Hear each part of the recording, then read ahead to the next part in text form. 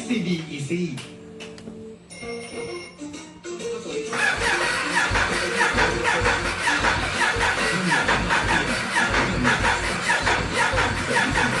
ปี6และปี12เด็กผู้ที่ร่างกายอ่อนเพลียทาลินาเมทเอ็กซ์พลัสไอคำเตือน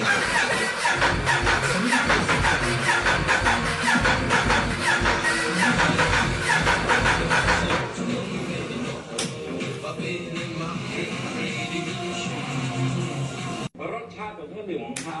รสชาติของผู้ชายคนนี้เป็นอย่างไรแซ่บแซ่บไม่ต้องบอกผมด้วยคำพูดหรอกผู้ชายคนนี้ก็จะทำเครื่องดื่มให้คุณกินได้ตลอดชีวิตนะคะคุณใครชอบผู้ชายคนนี้ก็กดไฟไว้แต่ถ้าไม่ชอบดับบ้า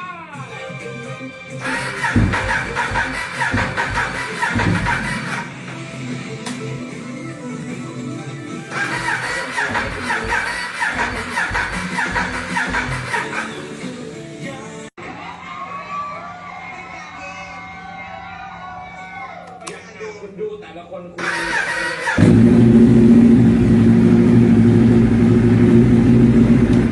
คุณลูกนะ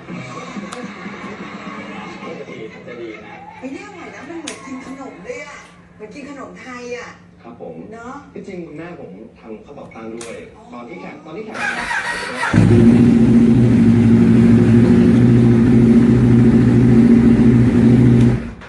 ีเฮ้ยอะไรวะเมาอ่ะไม่เลยดีที่โซดา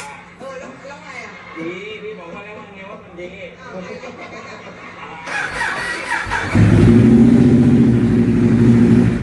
ไม่เมาใครเมาจะบ้า